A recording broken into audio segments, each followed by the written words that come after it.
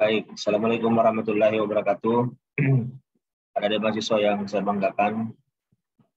Sekarang kita masuk pada pertemuan atau pekan ke-13, di mana metode kita hari ini adalah diskusi kelompok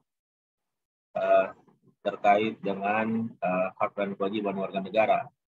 Jadi yang menjadi tujuan pokoknya di sini adalah bagaimana harmoni hak dan kewajiban warga negara. Seperti biasa, saya pikir sudah pengalaman membuat makalah, ada konsep, ada gambaran realita, di mana di situ ada identifikasi masalah, lalu alternatif solusi.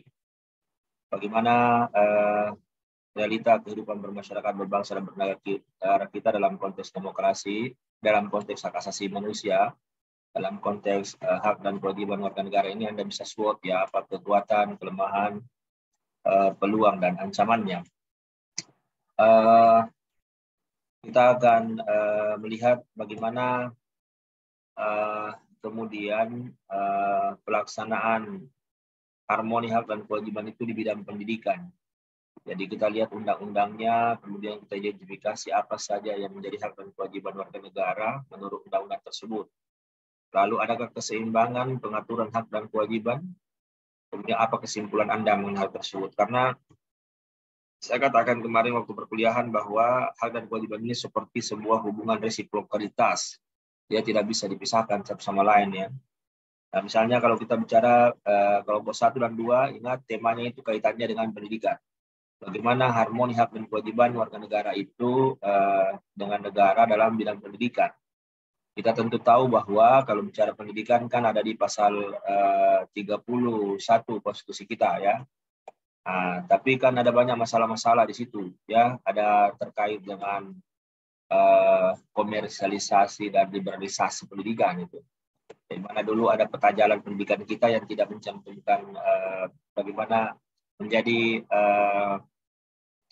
manusia Indonesia yang bertakwa, gitu ya.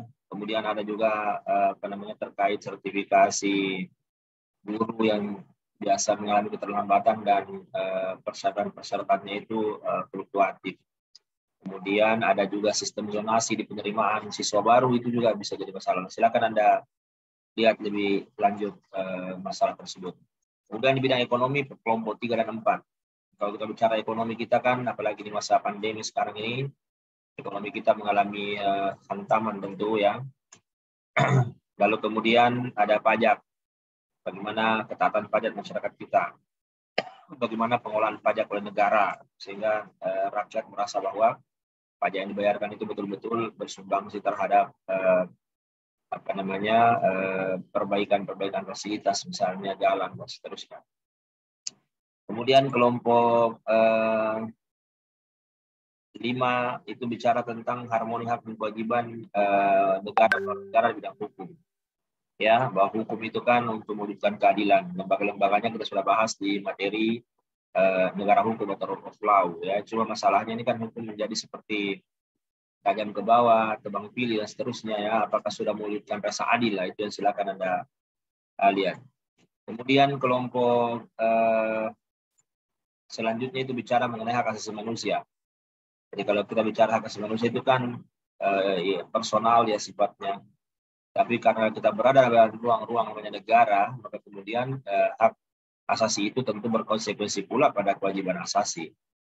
Ya, walaupun kemudian menurut piagam PBB itu ada 8 hak asasi manusia yang universal sifatnya, ditindaklanjuti di pasal 28 konstitusi kita, lalu ada undang-undang yang menyertainya, Undang-Undang 39, tapi kan ada banyak hal terkait dengan itu. Bagaimana penegakannya di Indonesia?